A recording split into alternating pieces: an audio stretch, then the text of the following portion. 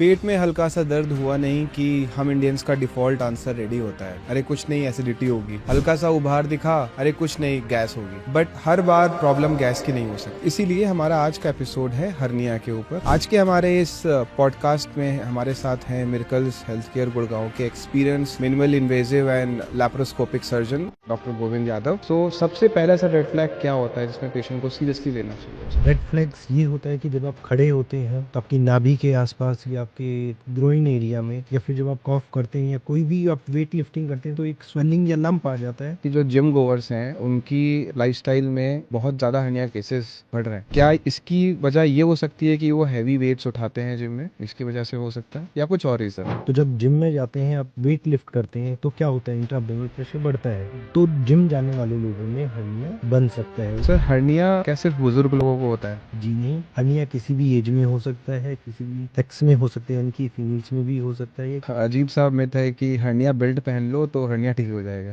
Hernia belt लगा लेने से हर्निया ठीक नहीं होता, या आप सर्जरी से नहीं बच सकते हैं। कि सबसे डेंजरस या सबसे रिस्की हर्निया कौन सा होता है इसमें? देखिए, रिस्की कौन सा है, डेंजरस कौन सा है? जो ऑब्स्ट्रक्ट हो गया, जो स्ट्रेंगुलेट हो गया, वो रिस्की है, वो डेंजरस है। हर्निया से जुड़े रिस्क फैक्टर्स क्या क्या होते हैं? पेट में हल्का सा दर्द हुआ नहीं कि हम इंडियंस का डिफॉल्ट आंसर रेडी होता है, अरे कुछ नहीं एसिडिटी होगी। हल्का सा उभार दिखा, अरे कुछ नहीं गैस होगी। But her bar problem gas की नहीं हो सकती है। कई बार हमारी बॉडी हमें कुछ सीरियस प्रॉब्लम्स के सिग्नल्स भी दे रही होती है। इसीलिए हमारा आज का एपिसोड है हर्निया के ऊपर, जिसमें हम डिस्कस करेंगे हर्निया से जुड़े कॉमन सिम्टम्स, प्रॉब्लम्स और मिथ्स के बारे में। इसीलिए आज का हमारा जो टॉपिक है वो है हर्निया, हर पेट दर्द गैस नहीं होता। आज के हमारे इस पॉडकास्ट में हमारे साथ हैं मिरेकल्स हेल्थ केयर गुड़गांव के experience minimal invasive and laparoscopic surgeon doctor Govind Yadav, जो अपनी प्रैक्टिकल अप्रोच और साइंटिफिक मेथड से बीमारी को ट्रीट करने के लिए जाने जाते हैं। 13 साल से ज़्यादा का एक्सपीरियंस के साथ इन्होंने काफ़ी सारे varicocele, hernia, gall bladder stone, piles, fissure, fistula जैसे अनेक केसेस को सक्सेसफुली ट्रीट किया है। पेशेंट्स इनको स्पेशली इसलिए ट्रस्ट करते हैं क्योंकि ये बीमारी को ज़्यादा बढ़ा चढ़ा के बताने के साथ पेशेंट को डराने के बजाय उसको सिंपल वर्ड्स में एक्सप्लेन करके ट्रीटमेंट को आसान बनाते हैं। So hello doctor, welcome to the show. Thank you for doctor, सबसे पहले हम जानना चाहेंगे कि हर्निया होता क्या है और ये कितने टाइप का होता है? हर्निया होता क्या है? हर्निया एक ऐसी बीमारी है कि जिसमें आप जब खड़े होते हैं या फिर कोई भी जोर लगाते हैं, कॉफ करते हैं, तो ये हर्निया मतलब कि एक लंप आपके एब्डोमिनल वॉल पे, मेनली आपके अराउंड अम्बिलिकस और ग्रोइन एरिया में वो एक स्वेलिंग या लंप आ जाता है। जब आप लेटते हैं तो वो ख़त्म हो जाता है। तो हर्निया डिफरेंट टाइप्स के हैं, different types in the sense कि अकॉर्डिंग टू लोकेशन। अगर आपके ग्रोइन एरिया में है तो हम उसको इंग्वाइनल हर्निया बोलते हैं, आपके नाभि के आसपास है तो हम उसको अम्बिलिकल हर्निया बोलते हैं, और या फिर आपको और कहीं जगह पे एपिगेस्ट्रिक रीजन में तो एपिगेस्ट्रिक, या फिर इंसिजन के बाद, यानी कि आपकी कोई सर्जरी हुई है, अगर सर्जरी के बाद हर्निया हुआ तो हम उसको इंसिजनल हर्निया बोलते हैं। और अगर हम और भी अंदर जाएं तो हर्नियाज होते हैं, इंटरनल हर्निया जो कि पेट के अंदर होते हैं, और एक्सटर्नल हर्निया जो कि मैंने अभी बात की। तो मेनली आज हम बात करने वाले हैं एक्सटर्नल हर्नियाज के बारे में। ओके सर, हम अपने नेक्स्ट सेगमेंट में बात करेंगे कि इसमें सबसे पहला रेड फ्लैग क्या होता है। जनरली ऐसा देखा गया है कि पेशेंट्स हर्निया को गैस या मसल पुल समझ के इग्नोर कर देते हैं और फिर बाद में प्रॉब्लम सीरियस हो जाती है। सो सबसे पहला सा रेड फ्लैग क्या होता है जिसमें पेशेंट को सीरियसली लेना चाहिए उसके? रेड फ्लैग्स ये होता है कि जब आप खड़े होते हैं तो आपकी नाभि के आसपास या आपके ग्रोइन एरिया में, या फिर जब आप कॉफ करते हैं या कोई भी आप वेट लिफ्टिंग करते हैं तो एक स्वेलिंग या लंप आ जाता है, तो ये आपका रेड फ्लैग है। आपको इसको इग्नोर नहीं करना चाहिए, ये हर्निया है। बिकॉज अभी हर्निया इनिशियल स्टेज में हो सकता है, लेकिन उसको कॉम्प्लिकेट होने में टाइम नहीं लगेगा। ओके, ठीक है। मतलब पहले बॉडी कुछ सिग्नल्स देगी, एग्जैक्टली उसे हम पहले इग्नोर बॉडी करेंगे। सिग्नल्स देगी, कुछ डल एक पेन भी हो सकता है, या फिर कुछ हल्का आपको खिंचाव भी महसूस हो सकता है। तो दीज आर इनिशियल सिम्टम्स जिनको आपको इग्नोर नहीं करना चाहिए। तो जनरली पेशेंट सोचता है कि 1-2 दिन में ठीक हो जाएगा, तो क्या उसको 1-2 दिन पहले वेट करना चाहिए या जैसे ही पेन हो तुरंत डॉक्टर के पास जाना चाहिए? जी नहीं, ऐसा नहीं है कि 1-2 दिन में ठीक हो जाएगा। पेन हो गया मतलब कॉम्प्लिकेशन हो गई। तो कॉम्प्लिकेशन तक हमने वेट नहीं करना है, बिकॉज अगर हम अर्ली स्टेजेस में आते हैं तो हर्निया का बहुत सिंपल सा सॉल्यूशन है, लेप्रोस्कोपिक सर्जरी करते हैं हम, छोटे से इंसिजन, छोटे छेद करते हैं, उसके थ्रू अर्ली रिकवरी होती है। लेकिन अगर आपने पेन होने तक का वेट कर लिया, इट मीन्स आपका हर्निया कॉम्प्लिकेट हो गया है, और हर्निया कॉम्प्लिकेट हो गया फिर तो वो जान के ऊपर बनाती है। अच्छा, तो वेट नहीं करना चाहिए आपको। Okay sir. सेगमेंट 3 में हम बात करेंगे जिम गोवर्स के बारे में, क्योंकि आजकल हेल्थ और जिम बहुत कॉमन हो गया है सभी की लाइफस्टाइल में। एंड ऐसा देखा जा रहा है कि जो जिम गोवर्स हैं उनकी लाइफस्टाइल में बहुत ज़्यादा हर्निया केसेस बढ़ रहे हैं। एग्जैक्टली। और क्या इसकी वजह ये हो सकती है कि वो हैवी वेट्स उठाते हैं जिम में, इसकी वजह से हो सकता है, या कुछ और रीज़न है? बिल्कुल इसकी वजह से होता है, क्योंकि जैसा मैंने बताया कि कोई भी ऐसा रीज़न जिसकी वजह से इंट्रा एब्डोमिनल प्रेशर बढ़ रहा है, ओके। तो जब जिम में जाते हैं, आप वेट लिफ्ट करते हैं, तो क्या होता है, इंट्रा एब्डोमिनल प्रेशर बढ़ता है। तो जिम जाने वाले लोगों में हर्निया बन सकता है। वो कोई भी हर्निया, इंग्वाइनल हर्निया भी हो सकता है, अम्बिलिकल हर्निया भी हो सकता है, ओके। क्योंकि एक प्रॉपर टेक्निक और एक प्रॉपर जो आप गार्ड्स वगैरह पहनते हैं वो बहुत ज़रूरी हैं। अगर आपने प्रॉपर टेक्निक यूज़ नहीं किया, प्रॉपर गार्ड्स नहीं पहने हैं, तो आपको हर्निया बिल्कुल हो सकता है। तो इससे जिम गोयर्स को बिल्कुल सावधान रहना चाहिए। तो आप क्या रिकमेंड करते हैं कि कितना वेट तक ठीक है, बट उसके ऊपर अगर जाएं तो वो बेल्ट वगैरह का यूज़ करें? नहीं, वेट का कोई ऐसा लिमिटेशन नहीं है। आप थोड़ा वेट उठाते हैं तब भी आपको हो सकता है, क्योंकि मेन डिपेंड करता है कि आपकी मसल्स कैसी हैं। अगर आपकी मसल्स वीक हैं तो आप थोड़ा सा वेट उठाएंगे तो भी वो आपको हर्निया हो सकता है, और आप नहीं भी उठाएंगे, क्योंकि हर्निया तो वैसे भी होता है, आप कॉफ करते हैं तब भी हर्निया हो जाता है। तो वेट का कोई लेना देना नहीं। आपको प्रॉपर टेक्निक्स जो होती हैं वो प्रॉपर होनी चाहिए, और आपको अपने गार्ड्स पहन के ही बिल्कुल, मतलब आपकी प्रोटीन एक्सरसाइज इनटेक के वगैरह साथ साथ टेक्निक बहुत इंपॉर्टेंट है, डेफिनेटली बहुत इंपॉर्टेंट है। क्योंकि आप ऐसा नहीं है कि आप बस प्रोटीन ले लिया कि तो बॉडी प्रोटीन बन जाएगी। आपका बिल्कुल एग्जैक्टली बॉडी तो बनेगी, लेकिन वो कहीं और भी बन जाएगी, हर्निया बन जाएगा वो। हाँ जी। Okay okay sir, first consultation हमारा जो नेक्स्ट सेगमेंट है उसमें हम बात करेंगे first consultation from Google and AI. तो आजकल बहुत ही कॉमन है कि लोग सबसे पहले कुछ भी होता है तो गूगल या एआई से पूछते हैं। पहले गूगल से पूछते थे, अब एआई से भी पूछने लगे। तो एग्जैक्टली। दोनों अलग अलग आंसर बता देते हैं। कुछ लोग सोचते हैं अरे कैंसर हो गया, कुछ लोग बोलते हैं अरे अब तो पता नहीं सर्जरी करनी पड़ेगी, घबरा जाते हैं। तो सर क्या ऐसे में क्या करना चाहिए डॉक्टर को? क्या आपके पास भी ऐसे पेशेंट्स आते हैं? हमारे पास बहुत सारे पेशेंट आते हैं। पेशेंट आते ही हमें बोलता है कि सर मेरे को कैंसर हो गया है। तो हमें उनको समझाना पड़ता है, भाई कैंसर नहीं है ये आपकी जो बीमारी है, हम उसको देखते हैं, चेक करते हैं, फिर पेशेंट को समझाते हैं। मतलब आज के टाइम में गूगल और एआई ये दो धारी तलवार है। यानी कि हो सकता है कि आपकी कोई छोटी सी बीमारी इसको ये बहुत एग्जैगरेट करके बता दे, जैसे आपने बताया कि कैंसर भी बता देते हैं, या फिर कोई बहुत बड़ी बीमारी है जिसको ये बहुत छोटा सा भी करके बता देते हैं। ऐसा ही मैं एक दिन न्यूज़पेपर में पढ़ रहा था, तो यूरोपियन कोई कंट्री थी, उसमें एक फादर थे, वो अपने बेटे को ट्रीट कर रहे थे कॉमन कोल्ड समझ के।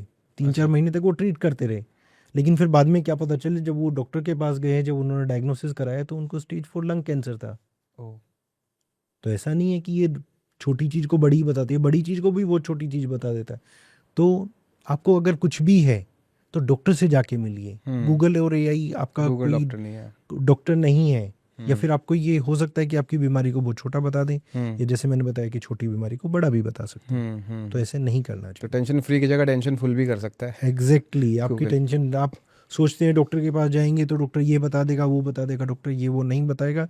डॉक्टर आपका जो सही डायग्नोसिस है वो बताएगा, और सही इलाज के लिए पहले सही डायग्नोसिस होना बहुत ज़रूरी है। ठीक है सर, नेक्स्ट सेगमेंट है, हम लोग बात करेंगे कि हर्निया खुद से ठीक हो सकता है क्या? जनरली ऐसा होता है कि पेशेंट्स बहुत कॉमनली सोचते हैं कि थोड़ा रेस्ट करेंगे तो हर्निया ठीक हो जाएगा।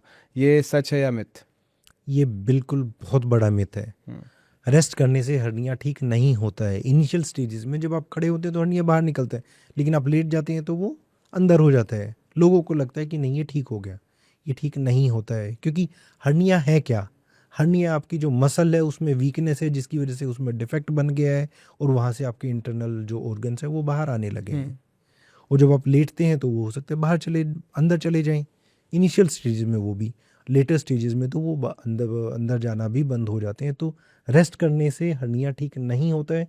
वो for the time being in initial stages वो रिड्यूस हो जाता है। तो रेस्ट करना कोई सोल्यूशन नहीं है। ओके, तो ये बेसिकली अगर हम बोलें तो एक फ़ोन है, उसकी स्क्रीन अगर टूटी हुई है तो वॉलपेपर चेंज करने से स्क्रीन ठीक नहीं हो जाएगी? नहीं होगी। एग्जैक्टली, वही वाली बात हो गई है। बोला आपने। नहीं।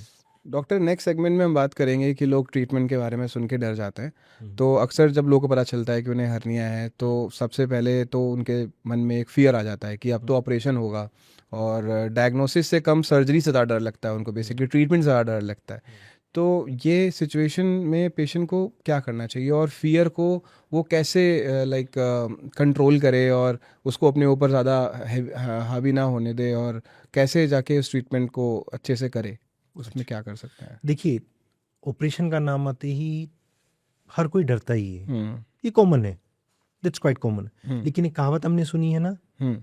क्या, कि भूत से कब तक डरना चाहिए, हम्म। जब तक वो सामने ना आए।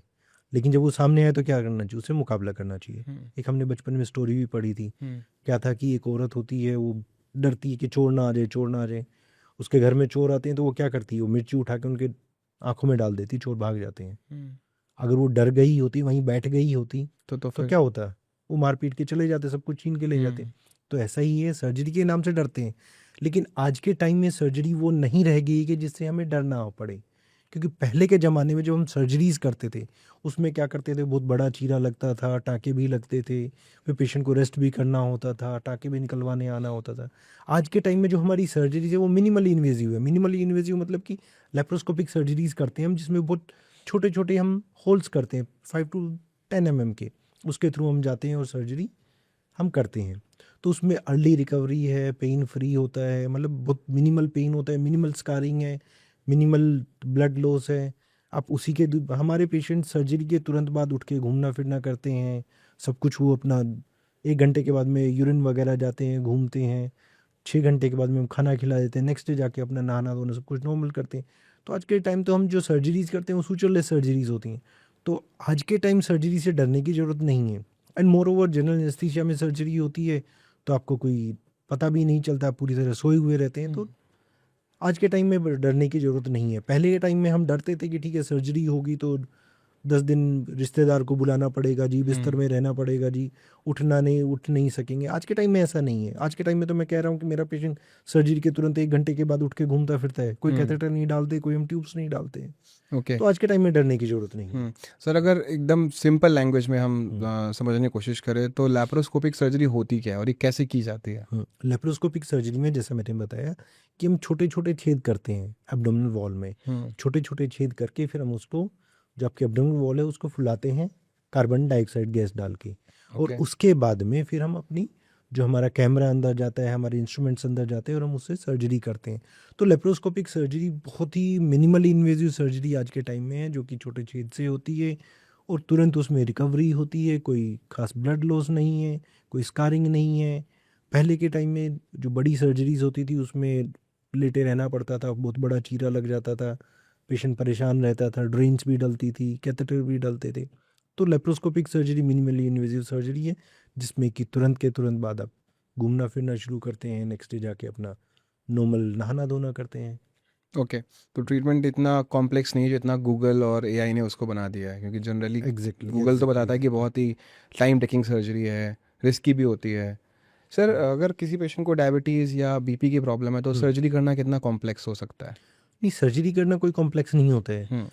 किसी को अगर हाइपरटेंशन है या फिर किसी को डायबिटीज़ है तो पहले हम उसको कंट्रोल करते हैं, पेशेंट को ऑप्टिमाइज़ करते हैं, उसके बाद ही सर्जरी होती है। तो किसी को अगर बीपी शुगर भी है तो घबराने की ज़रूरत नहीं है। पहले हम ऑप्टिमाइज़ करेंगे, पहले हम बीपी को डाउन लेके आएंगे, शुगर को हम कंट्रोल करेंगे, तभी सर्जरी होती है।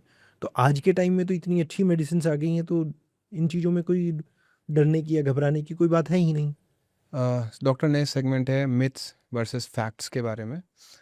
सो इसमें हर्निया को लेकर इंटरनेट पे इतनी ज़्यादा मिसकंसेप्शंस हैं, और व्हाट्सएप यूनिवर्सिटी ऑब्वियसली इतनी ज़्यादा मिसकंसेप्शंस हैं कि लोग कंफ्यूज्ड और शॉक्ड ज़्यादा हो जाते हैं। हाँ, आज के टाइम में डॉक्टर ही डॉक्टर नहीं रह गया है।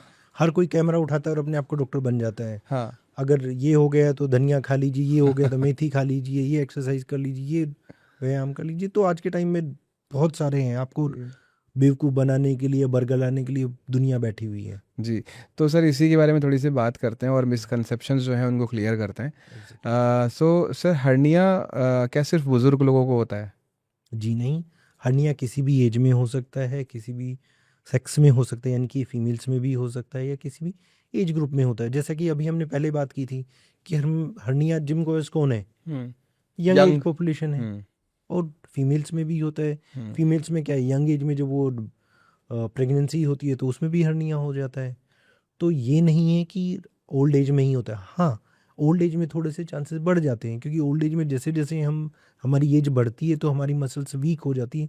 वीकनेस होने की वजह से एब्डोमिनल वॉल में डिफेक्ट हो जाता है और हर्निया बनने के चांसेस बढ़ जाते हैं। ओके। अगर पेन हो रहा है तो क्या हर्निया सीरियस नहीं है, अगर पेन नहीं हो रहा है? नहीं, ऐसा नहीं है कि पेन नहीं हो रहा है तो हर्निया सीरियस नहीं है। आपको पेन हो गया मतलब अब कॉम्प्लिकेशन हो गई, हम्म। फिर तो आपकी जान बचाने के बाद ऊपर बात आ जाती है। तो हर्निया अगर आपको पेन नहीं हो रहा है तो यही सही टाइम है जिसमें आपको इसमें सर्जरी करा लेनी चाहिए या इसके ऊपर एक्शन लेना चाहिए, अपने डॉक्टर के पास जाना चाहिए और इसका ट्रीटमेंट कराना चाहिए। क्योंकि अगर मान लीजिए हर्निया में पेन हो गया तो क्या होगा, तो फिर तो चीरा लगेगा, बड़ी सर्जरी होगी, हो सकता है आपकी आंतें भी काली पड़ गई हो। क्योंकि पेन होता है तो क्या है, स्ट्रेंगुलेशन हो गया, उसका ऑब्स्ट्रक्शन हो गया, तो इसका मतलब कि उसकी ब्लड सप्लाई हैम्पर हो गई है। ब्लड हम्म। सप्लाई हैम्पर किसी भी चीज़ की होती है तो वो निकालनी पड़ती है। हम्म। तो उस टाइम तो कॉम्प्लिकेशन हो गई आपकी। हो सकता है कि जो मैंने बताया कि 1 दिन का स्टे है वो 5 दिन का स्टे बन जाए, या हो सकता है कि और ब्लड लॉस वगैरह हो, रिसेक्शन एनास्टमोसिस वगैरह हो, यानी कि आंतों को काटना भी पड़े। तो ऐसे टाइम मतलब हमें पेन होने के लिए वेट नहीं करना है। सर ऐसी सिचुएशन में क्या लैप्रोस्कोपिक सर्जरी करना मुश्किल हो जाता है, या सिर्फ हमें ओपन की तरफ जाना पड़ता है फिर? नहीं, ऐसा नहीं है। उसमें हम एनालाइज करते हैं कि रिस्क और बेनिफिट्स कितने हैं। अगर मान लीजिए हमें लगता है कि लेप्रोस्कोपिक सर्जरी से कोई भी ऑब्स्ट्रक्टेड हर्निया है वो रिलीव हो जाएगा और उसमें हम कर सकते हैं, क्योंकि इसमें टाइम बहुत इंपॉर्टेंट है। अगर विद इन 6 आवर्स आप पहुंच गए हैं तो यानी कि आपकी जो ब्लड सप्लाई वो हैम्पर नहीं हुई होगी। लेकिन अगर आप पेन होने के बाद, ऑब्स्ट्रक्शन होने के बाद, आपकी पोटी रुकने के बाद या गैस रुकने के बाद, अगर 6 घंटे के बाद आप पहुंच रहे हैं तो वो कॉम्प्लिकेट हो गया, तो फिर ओपन सर्जरी ही एक सॉल्यूशन होती है। ओके। सर एक बहुत ही अजीब सा मिथ है कि हर्निया बेल्ट पहन लो तो हर्निया ठीक हो जाएगा, जी नहीं। ऐसा होता है? हर्निया बेल्ट क्यों इंट्रोड्यूस की गई थी? हर्निया बेल्ट इंट्रोड्यूस की गई थी ओल्ड एज पेशेंट्स के लिए, कि जी ओल्ड एज है, उसमें पेशेंट फिट नहीं है, हाँ। तो फिटनेस के लिए वो टाइम थोड़ा सा बाय करने के लिए वो हर्निया बेल्ट आई थी। लेकिन फिर अभी जो रिसेंट स्टडीज़ है उसमें ये पाया गया है कि जब हम हर्निया बेल्ट लगाते हैं तो हर्निया बेल्ट क्या करती है, एक कंप्रेशन करती है, और कंप्रेशन की वजह से आसपास की जो मसल्स होती है उसकी वेस्कुलरिटी कम होती है। तो वेस्कुलरिटी कम होने की वजह से वो डिफेक्ट और बड़ा हो जाता है। तो हर्निया बेल्ट लगा लेने से हर्निया ठीक नहीं होता, या आप सर्जरी से नहीं बचते सकते हैं। ओके। सर जैसे कि जो जिम वाले होते हैं, जो जिम जाते हैं, तो वो सोचते हैं कि अगर उन्हें हर्निया हो गया तो अब लाइफ टाइम के लिए वो जिम नहीं जा सकते। Is it a myth or fact? No, it's a myth. Hmm. क्योंकि जैसा है कि हर्निया हो गया है मान लीजिए, तो हर्निया का ट्रीटमेंट जैसा मैंने बताया कि हर्निया का ट्रीटमेंट बहुत सिंपल है, लेप्रोस्कोपिक सर्जरी से होता है। उसी के उसी दिन आप घूमना फिरना करते हैं, नेक्स्ट डे से आप मॉर्निंग इवनिंग वॉक सब कुछ कर सकते हैं। 1 वीक 10 डेज़ के बाद आप लाइट एक्सरसाइज कर सकते हैं, और 3 मंथ्स के बाद आप अपनी नॉर्मल रूटीन जो भी है वो सारी एक्सरसाइज कर सकते हैं। लेकिन जैसा मैंने पहले बताया, प्रोटेक्टिव गियर्स के साथ और प्रॉपर टेक्निक के साथ। ओके। ओके। सर नेक्स्ट है, गैस और हर्निया सेम चीज़ होती है? जी नहीं, गैस डिफरेंट चीज़ होती है। गैस के बहुत सारे रीज़न हो सकते हैं। हो सकता है आपको गॉल ब्लैडर स्टोन हो सकता है आपको गैस्ट्राइटिस हो। तो गैस और हर्निया बिल्कुल ही डिफरेंट चीज़ है, इसमें कंफ्यूज नहीं होना है हमें। डॉक्टर अगर कोई ये पॉडकास्ट सुन रहा है और उसको लग रहा है कि मुझे भी यार ऐसा ही कुछ फील हो रहा है, मुझे भी लग रहा है कि मुझे हर्निया है, तो उसे क्या करना चाहिए? डॉक्टर को कंसल्ट करना चाहिए या थोड़ा वेट करना चाहिए, या कब इंसान को गूगल को छोड़ के डॉक्टर के पास जाना चाहिए? देखिए, ऐसा होता है, जब हम पढ़ाई किया करते थे, जब हम एमबीबीएस करते थे, एमएस के मेनली एमबीबीएस करते, क्योंकि तब तो बच्चे ही होते थे, तो हम कोई भी बीमारी पढ़ते थे तो हमें लगता था यार ये तो मेरे को है। हम्म। तो ये ऐसा होता है कि भाई हमें लगता है कि भाई हर्निया है, तो इसका गूगल से नहीं पूछना है, क्योंकि गूगल आके आपको एग्जामिन नहीं करेगा, डॉक्टर ही आपको एग्जामिन कर सकता है। तो गूगल के या एआई के भरोसे नहीं बैठना है। जैसे मैंने बताया, गूगल और एआई दो धारी तलवार हैं। हो सकता है आपको हर्निया हो, वो कुछ उसको और बता दे। कुछ और बता दे, या कुछ और हो उसको हर्निया बता दे।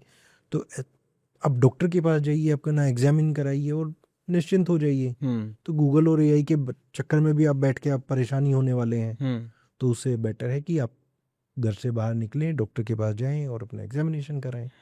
सर इसमें कोई प्री ऑपरेटिव टेस्ट होता है जिससे पता चलता है, कंफर्म होता है जिससे कि हर्निया है, या देख के ही जान जाते हैं डॉक्टर की हर्निया है? देखिए 99.99% तो जब हम क्लिनिकल एग्जामिनेशन करते हैं या 100% हमें पता चल जाता है, लेकिन फिर भी कुछ केसेस में हम अल्ट्रासाउंड कराते हैं जिसमें कि हमें लगता है कि यार उसके कंटेंट्स क्या हैं वो हमें जानने हैं, या फिर हमें लगता है कोई इनिशियल स्टेज में हर्निया है तो उसमें हम टेस्ट करवाते हैं जिसमें कि अल्ट्रासाउंड होता है। और अगर हमें बड़ा हर्निया है और हमें डिफेक्ट का साइज़ देखना है या कितने डिफेक्ट्स हैं ये देखना है तो कुछ केसेस में हम सीटी स्कैन भी कराते हैं। ओके, लेकिन वो आपको खुद को नहीं कर जाके कराना है, वो डॉक्टर ही एडवाइस डिसाइड करेंगे। या डॉक्टर ही एडवाइस करेंगे। ओके। या फिर आजकल कुछ इंश्योरेंस भी मांगते हैं कि इंश्योरेंस बोलते हैं कि जी हमें कुछ रेडियोलॉजिकल इन्वेस्टिगेशन चाहिए तो तब भी हम करवाते हैं अल्ट्रासाउंड वगैरह। ओके सर, हर्निया को ट्रीट कराने का या सर्जरी के लिए जाने का सही टाइम क्या होता है?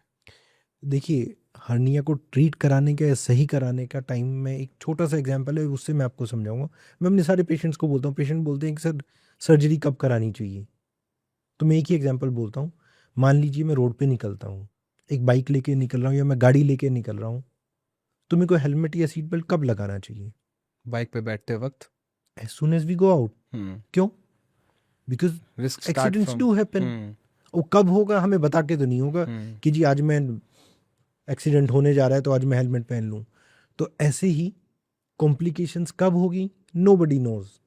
तो इसीलिए टाइमली अपना जब भी आपको पता चले सर्जरी कराएं और स्वस्थ रहें, क्योंकि ठीक है। आपने जितना डिले करेंगे उतनी ही कॉम्प्लिकेशन होगी, जितनी कॉम्प्लिकेशन होगी उतनी ही कॉम्प्लिकेटेड आपकी सर्जरी होगी। ओके। तो अगर छोटा हर्निया है तो उसमें रिकवरी फास्ट होती है क्योंकि उसमें डिसेक्शन उतना ही कम होता है, और जितना बड़ा हर्निया होगा उतनी डिसेक्शन ज़्यादा होगी, उतना ही फिर थोड़ा सा पेन बढ़ सकता है। कितनी भी अब अगर हम मिनिमल इन्वेजिव सर्जरी कर लें तो ये है कि जितना जल्दी जब पता चले आपको तब करा लेना चाहिए। ओके सर, हर्निया से जुड़े रिस्क फैक्टर्स क्या क्या होते हैं? हर्निया से जुड़े रिस्क फैक्टर जैसा मैंने पहले बताया कि कोई भी ऐसा रीज़न जिसकी वजह से इंट्रा एब्डोमिनल प्रेशर बढ़ रहा हो। हम ऊपर से लेके चलते हैं, आपको क्रॉनिक कॉफ है क्या, यानी कि आपको ब्रोंकियल अस्थमा है या आपको सीओपीडी है या आपको कोई भी एलर्जिक है कि जिससे आपको बार बार खांसी आती रहती है, तो एक हर्निया का रीज़न हो सकता है। दूसरा है कि ओल्ड एज में प्रोस्टेट बढ़ जाता है, जिसको हम आम भाषा में गदूद बोलते हैं, उसमें पेशाब में बार बार जाना पड़ता है, वो प्रेशर लगाना पड़ता है, तो वो भी एक रीज़न है। तीसरा है कि अगर आपको क्रॉनिक कॉन्स्टिपेशन है क्या, यानी कि आप जब पोटी में जाते हैं, आप पोटी में बैठे रहते हैं, जोर लगाते रहते हैं, आपको पोटी नहीं आती है, तो वो भी एक रीज़न है। आगे बढ़ते हैं, फीमेल्स में प्रेगनेंसी बार बार प्रेगनेंसी जो होती है उसकी वजह से अब जो वॉल है वो वीक हो जाती है, या फिर उसमें भी हर्निया बनने के चांसेस बढ़ जाते हैं। या फिर बच्चा है आपका, वो बचपन में बहुत रोता है, तो वो भी एक रीज़न है। क्यों? क्योंकि उसमें अम्बिलिकस जो आपकी बच्चे की जो अम्बिलिकस जो नाल है जो अभी झड़ी है वो कच्ची होती है, और अगर बच्चा बार बार रोता है तो उसमें वो भी हर्निया बनने के चांसेस बढ़ जाते हैं, या फिर इंग्वाइनल हर्निया भी बन जाता है ओके। है ना। और जैसा कि हमने पहले भी डिस्कस किया है कि जिम गोयर्स जो होते हैं, जो कि बस अंधाधुंध उनको ये होता है कि मेरे को लोहे को तोड़ना है, लोहा नहीं टूटेगा, आपके कुछ टूट जाएगा और आपको हर्निया हो जाएगा। ओके। तो ये भी एक रीज़न है। तो जो भी है ये सारे रीज़न, कोई भी ऐसा रीज़न जिसकी वजह से मेन इन नटशेल कोई भी ऐसा रीज़न जिसकी वजह से इंट्राअब्डोमिनल प्रेशर बढ़ रहा हो, उसकी वजह से हर्निया बन जाता है। ओके सर, आपने स्टार्टिंग में 2-3 टाइप्स बताए थे हर्निया के, तो अगर हम जानना चाहें कि सबसे डेंजरस या सबसे रिस्की हर्निया कौन सा होता है इसमें? देखिए रिस्की कौन सा है, डेंजरस कौन सा है, जो ऑब्स्ट्रक्ट हो गया, जो स्ट्रेंगुलेट हो गया वो रिस्की है, वो डेंजरस है। तो ऐसा आप नहीं कर सकते कि कौन सा रिस्की है, ये रिस्की है इसमें मैं जाऊं पहले इसमें ना जाऊं। ओके तो सर, एब्डोमिनल हर्निया तो आपने काफ़ी सारे रीजंस और एग्जांपल्स दिए, बट जो इंग्वाइनल हर्निया होता है वो उसके क्या रीजंस हो सकते हैं किसी को होने के? इंग्वाइनल हर्निया के रीज़न होता है वही मसल वीकनेस। मैं एक एनेटमी बताता हूँ कि जब हम माँ के पेट में होते हैं तो क्या होता है कि हमारे जो टेस्टीज हैं वो एब्डोमेन के अंदर होते हैं, किडनी के पास डेवलप होते हैं, और जैसे हम पैदा होने वाले होते हैं तो एक प्रोसेस से वो नीचे उतर के आती हैं, जो टेस्टिस जो होती हैं हमारे अंडकोश, वो गोलियां वो नीचे उतर के आती हैं, तो उसके साथ में एक लेयर आती है, तो कई बारी वो बच्चों में वो पेटेंट रह जाती है, तो उसकी वजह से कंजेनेटल हर्निया बन जाता है।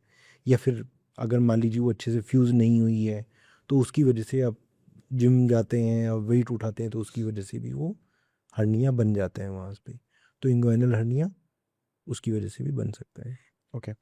सर अब हम अपने नेक्स्ट सेगमेंट में चलेंगे जो कि काफ़ी इंटरेस्टिंग और लाइक मिथ बस्टर हम्म। हमारा सेगमेंट है, रैपिड फायर राउंड। हम्म। तो इसमें हम बात करेंगे हर्निया से जुड़े कुछ ऐसे सवालों की जो पेशेंट्स सोचते हैं कि ये मतलब किसी को मिथ लगता है, किसी को सच्चाई लगती है। हम्म। तो सर सबसे पहला जो सवाल है वो है कि डॉक्टर लाइक क्या कफ या छींक मारने से हर्निया बाहर आ सकता है?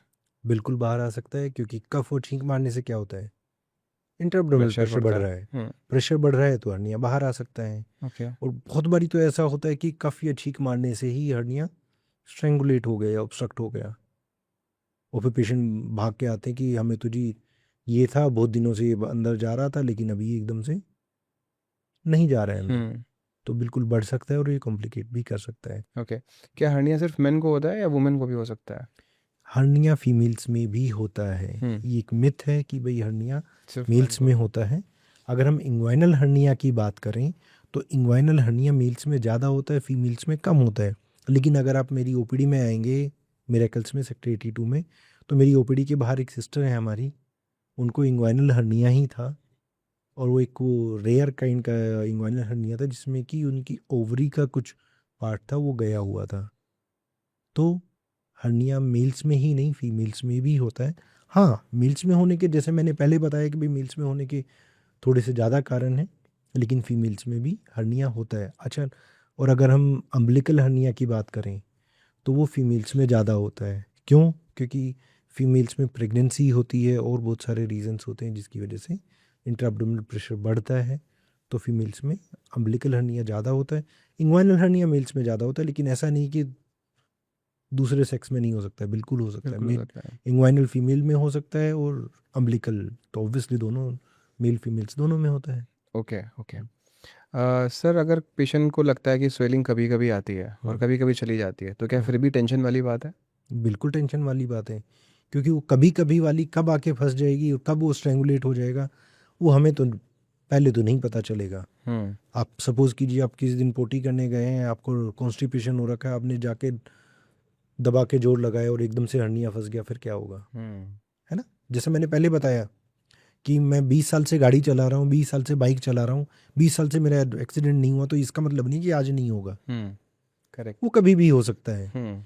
तो हर्निया कभी भी फंस सकता है, कभी भी स्ट्रेंगुलेट हो सकता है, कभी भी ऑब्स्ट्रक्ट हो सकता है। हम्म। तो इस बहकावे में ना रहे कि 20 साल से नहीं हुआ है तो कोई बात नहीं, नहीं होगा। वो हम्म। कभी भी हो सकता है। ओके। सर क्या कॉन्स्टिपेशन से हर्निया और वर्स हो जाता है? बिल्कुल होता है जी। जैसे अभी हमने डिस्कस की है कि कॉन्स्टिपेशन से इंट्राअब्डोमिनल प्रेशर बढ़ता है, इंट्राअब्डोमिनल प्रेशर बढ़ने की वजह से कॉन्स्टिपेशन, ये हर्निया बढ़ जाता है हम्म। कॉन्स्टिपेशन की वजह से। ओके। सर किसी को हर्निया हो गया है हम्म। तो क्या उसे एक्सरसाइज बिल्कुल बंद कर देनी चाहिए? नहीं, एक्सरसाइज बिल्कुल बंद कर देनी चाहिए, ये तो और भी गलत होगा, है ना? एक्सरसाइज में से इन द सेंस कि ऐसी कोई एक्सरसाइज नहीं करनी है जिससे इंट्राअब्डोमिनल प्रेशर बढ़ रहा हो, है ना? ओके। और हमने तो ये भी देखा है कि कोविड टाइम में लोग अपना जो ये अनुलोम विलोम है, कपालभाति, ये बहुत सारे करते थे। तो उसकी वजह से भी वो दबा के जोर लगाते थे कि फेफड़ों को आज ही बाहर निकाल देंगे। तो फेफड़े तो बाहर निकले नहीं, उसमें हर्निया जरूर निकल गया कुछ लोगों को। तो अच्छा। ऐसा नहीं कि एक्सरसाइज नहीं करनी चाहिए, लेकिन ऐसी कोई एक्सरसाइज जिससे इंट्राअब्डोमिनल प्रेशर बढ़ रहा हो वो नहीं करना चाहिए। आप नॉर्मल जो आपका वॉक है या कोर मसल स्ट्रेंथनिंग आप एक्सरसाइज कर सकते हैं, हम्म। लेकिन वो भी गाइडेंस में। हम्म। ठीक है। सर क्या खाना खाने के बाद उल्टे पेट लेट के सोना से हर्निया होता है?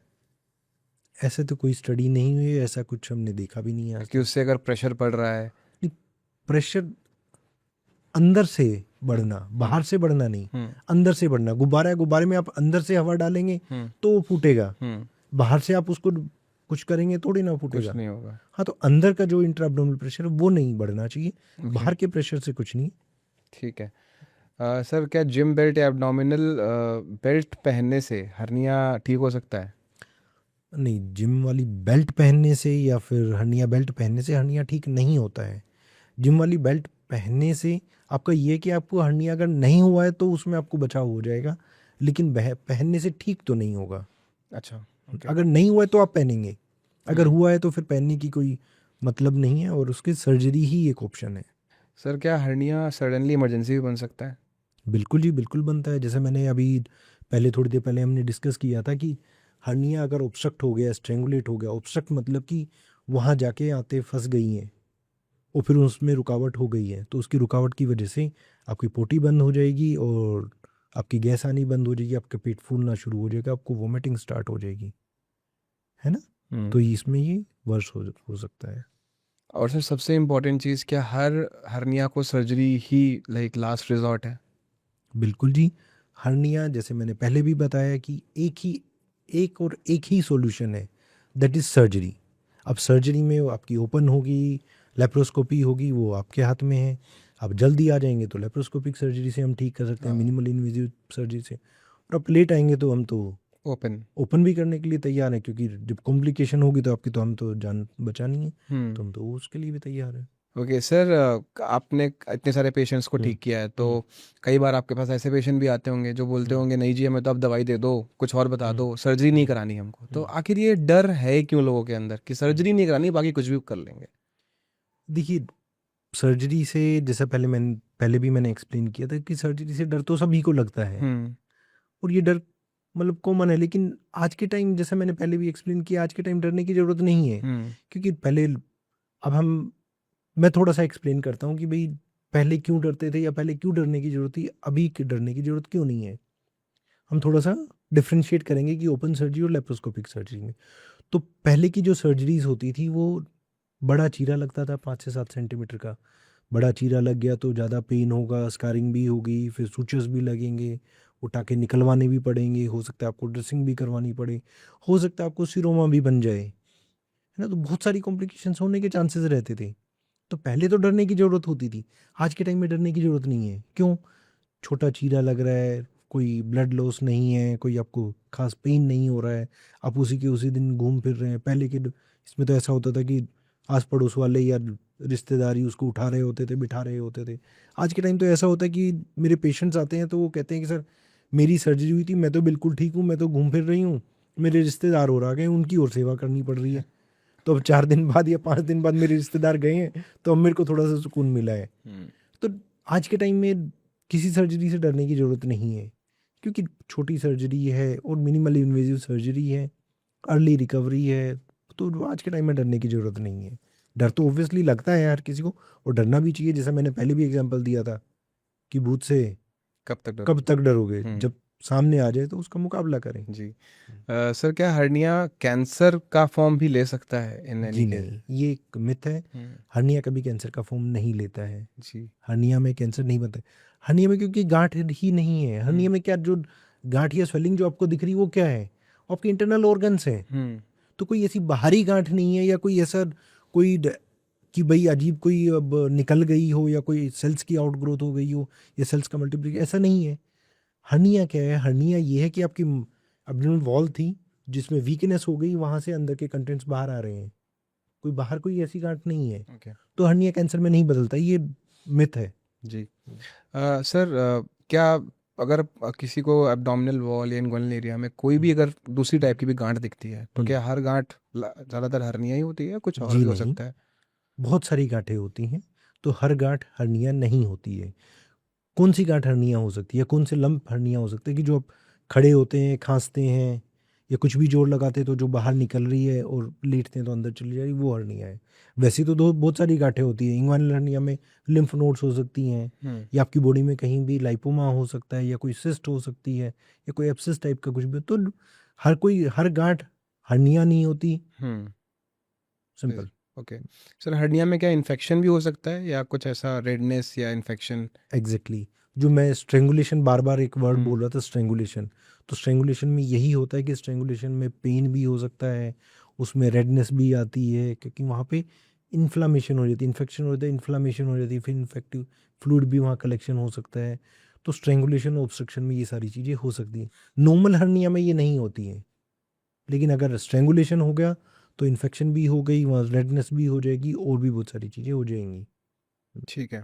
ओके। सर क्या जो बहुत ज़ोर से हंसते हैं, कुछ लोगों की हम्म, आदत होती है कि वो काफ़ी ज़ोर से हंसते हैं, तो क्या उन्हें हम्म। हर्निया होने के चांसेस ज़्यादा होते हैं? नहीं, बहुत जोर से हंसने का तो कोई ऐसा कुछ नहीं कि बहुत ज़ोर से हँसने से कुछ ऐसा हो सकता है। हाँ, बहुत खाँसी करने से, बहुत ज़ोर से छींकने से हर्निया बढ़ सकता है। सर अगर किसी को हर्निया हो गया है हुँ। तो उसे क्या चीज़ें अवॉइड करनी चाहिए?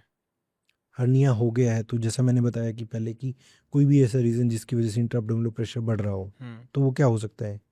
कोई भी हैवी वेट लिफ्ट करना, हम्म। जिम जाना, कॉन्स्टिपेशन अवॉइड करना चाहिए, या आपको खांसी हो रही है तो खांसी अवॉइड करनी चाहिए। अगर खांसी आपसे अवॉइड नहीं हो रही है तो आपको जहाँ भी हर्निया उसको खांसी करने से पहले वहाँ थोड़ा-सा प्रेस कर लें, हम्म। ताकि आपका हर्निया एकदम से स्ट्रैंगुलेट ना हो। ठीक है। या फिर यूरिन वगैरह में या किसी भी चीज़ में प्रेशर नहीं लगाना चाहिए। मेन ये है कि प्रेशर नहीं लगाना चाहिए। Okay. Hmm, sir on the मतलब अदर हैंड जो हुँ, हमारा पॉडकास्ट देख रहे हैं और हेल्दी हैं, हुँ, जिनको ऐसा कोई प्रॉब्लम नहीं है, तो उनके लिए ऐसे कुछ टिप्स या सजेशंस आप दे सकें जो जिससे उनको हर्निया के चांसेस, ये तो नहीं कह सकते कि किसी को हुँ, हो ही ना, हुँ, बट चांसेस लो हो जाएं हुँ, कि हर्निया हो उसे, हुँ। तो वो क्या हो सकता देखिए, मैं अपने पेशेंट्स को यही बताता हूँ कि बहुत सारी जो बीमारियाँ होती है, मोस्टली जो बीमारियाँ होती है, मेनली डाइट और लाइफ़स्टाइल के उससे होती हैं। तो डाइट में ऐसा है कि आप उल्टा-सीधा बाहर का ना खाएँ, जिससे कि आपको कॉन्स्टिपेशन ना हो, है? या फिर बहुत ज़्यादा ठंडा पानी नहीं ना पिएँ ताकि आपको खाँसी वगैरह ना हो, है ना? और लाइफ़स्टाइल में ये है कि आपको एक फ़िज़िकल एक्टिविटी आपको करती रहनी चाहिए ताकि आपकी मसल्स हैं वो स्ट्रेंथनिंग होती रहे। हम्म। कोर मसल स्ट्रेंथनिंग के लिए आपको एक्सरसाइज करना चाहिए। और जिम जब आप जाते हैं तो उसमें प्रोटेक्टिव गियर्स पहन के जाएं, या प्रॉपर टेक्निक से कुछ भी वो करें, है ना? हम्म। तो डाइट और लाइफस्टाइल मेन ऐसा है कि जिससे आपको मोस्टली, चाहे आप कोई भी बीमारी लगा लीजिए, चाहे आप पाइल्स लगा लीजिए, फिशर लगा लीजिए, हर्निया लगा लीजिए, गॉल ब्लैडर स्टोन लगा लीजिए, तो ये ऐसी चीज़ें हैं, अगर हमारी डाइट और लाइफस्टाइल अगर ठीक रहती है। नहीं होगी। और अब ऐसा है कि हम बस घर में पड़े हुए हैं, खाने लग रहे हैं और बस जो भी आया वो खाते गए, ये खा लिया वो खा लिया, हमारा पेट फूलता जा रहा है, हमारी मसल्स वीक होती जा रही हैं, तो ऑब्वियसली बहुत सारी बीमारियां होंगी जिसमें हर्निया भी एक है। मतलब ऐसा कोई रॉकेट साइंस नहीं है, सिंपल चीज़ें ही करनी है और आप। सिंपल डाइट एंड लाइफस्टाइल, हाँ। डाइट एंड लाइफस्टाइल से कुछ भी बड़ा नहीं है। हम्म। अगर आपकी डाइट एंड लाइफस्टाइल होगी तो मैं कहता हूँ 99.9%, 99.99% आपको कुछ होगा ही नहीं। पॉइंट ज़रूरत वन ही नहीं परसेंट तो पड़ेगी जाने हाँ, की डॉक्टर ऑब्वियसली के पास। 0.1% तो कुछ भी हो कुछ भी हो सकता है। सकता है। हाँ, exactly. Okay sir, in the last अगर आप कोई एक अपना इंटरेस्टिंग केस डिस्कस करना चाहें हाँ, किसी मतलब पेशेंट का कुछ। ऐसे केसेस तो बहुत सारे होते हैं, लेकिन अभी रिसेंटली हमने एक केस किया था। तो वो माताजी थी, उनकी बहुत सारी सर्जरीज हुई थी, ओपन सर्जरीज हो रखी थी। तो उनको एक नहीं मल्टीपल डिफेक्ट्स थे। हम्म। तो आप ये मानेंगे कि उनको यहाँ से यहाँ वो 2 3 4 5 जगह उनको चीरा लगा हुआ था। तो उनको इंसिजनल हर्नियाज बने हुए थे। तो आप मानेंगे नहीं, हमने पूरी एब्डोमिनल वॉल उनका वो किया, रिपेयर किया, पूरा मैश लगाया, और हमने वो लेप्रोस्कोपिकली किया। तो ये ओके। एक थोड़ा सा चैलेंजिंग है, तो क्योंकि वो 1 2 जगह गए भी थे, हम्म। जो कि उनको बोल दिया गया था कि नहीं जी, लेप्रोस्कोपी से नहीं, चीरे वाला ऑपरेशन होगा। हम्म। उसी चीज़ से वो डर के घबरा के हमारे पास आए थे, hmm. And we did it successfully. अच्छा, आपने उसको लैप्रोस्कोपिक वे में किया? Definitely we did it okay. Laparoscopically. और ओके। ये तो एक ही केस बताए, ऐसे बहुत सारे केसेस हैं हम्म। जो हम करते रहते हैं। और हाँ, चैलेंजिंग भी बहुत सारे केसेस होते हैं। हम्म। सर किसी को अगर हर्निया हो हम्म, रखा है और उसकी सर्जरी भी हो गई है और हम्म, वो भी ठीक है, हम्म। बट उसे क्या दोबारा से हर्निया हो सकता है? हर्निया बिल्कुल हो सकते हैं, जी। क्योंकि जो रीज़न जिसकी वजह से हर्निया हुआ है, अगर आपने वो नहीं हटाया है तो हर्निया दोबारा से हो सकता है। ओके। अब इसमें 2 3 चीज़ें होती हैं। एक तो ये है कि जो आपका जो रूट कॉज़ है, जैसा कि मान लीजिए आपको कॉन्स्टिपेशन था। अगर आपकी वो कॉन्स्टिपेशन, या आपको प्रोस्टेट था, कोई ओल्ड एज है उनको प्रोस्टेट था, या फिर आपको अस्थमा वगैरह है, और वो चीज़ें बार बार रिपीट हो रही हैं, तो हो सकता है। या फिर ड्यूरिंग ऑपरेशन अगर टेक्निक ठीक नहीं थी, या फिर आपको डायबिटीज़ था और आपको जो शुगर है आपने कंट्रोल नहीं की, और आपको शुगर बार बार बढ़ रही है, तो इन्फेक्शन होके भी वो दोबारा से हो सकता है। तो अच्छा। ऐसा नहीं है कि एक बस हर्निया की सर्जरी होगी दोबारा नहीं होगी। तो आपको जो भी ऐसे रीजंस हैं जो आपके कंट्रोल कर सकते हैं, वो अपने बिल्कुल कंट्रोल करना चाहिए, तो हर्निया दोबारा नहीं होगा। तो आज की कॉन्वर्सेशन से एक बात तो बिल्कुल क्लियर हो गई कि हर पेट दर्द गैस नहीं होता है, कभी कभी बॉडी हमें कुछ सीरियस प्रॉब्लम के सिग्नल्स पहले से दे रही होती है और अक्सर हम लोग उसे इग्नोर करते हैं और बोलते हैं 2 दिन देख लेते हैं, 3 दिन देख लेते हैं, और ऐसा करते करते इतना डिले कर देते हैं डॉक्टर के पास जाना कि प्रॉब्लम तब तक बहुत सीरियस या कह सकते हैं कि डेंजरस बन चुकी होती है। तो हमें ऐसा बिल्कुल भी नहीं करना है। जैसे ही आपको कुछ भी प्रॉब्लम फील होती है, जो भी आज डॉक्टर ने इनसाइट शेयर किए उससे रिलेटेड आप कुछ अगर फील या महसूस कर पा रहे हैं, तो आपको तुरंत डॉक्टर के पास जाना चाहिए। Thank you doctor Govind for sharing such thank valuable you for hosting insights me. Today with us. It will definitely help our viewers. और दोस्तों, अगर आपको या आपके किसी जानने वाले को भी स्वेलिंग, एब्डोमिनल प्रेशर या ऐसे गैस का प्रॉब्लम बार बार हो रहा है, तो आपको बिल्कुल डिले नहीं करना चाहिए। आपको मिरेकल्स हेल्थ केयर गुड़गांव के स्पेशलिटी डॉक्टर्स के साथ मिलके कंसल्टेशन करके उनसे कंसल्ट करके आपको अपना ट्रीटमेंट करवाना चाहिए। और आप डॉक्टर गोविंद से ऑनलाइन या ऑफलाइन कंसल्टेशन भी ले सकते हैं। Thank you doctor again for helping thank you us. For hosting.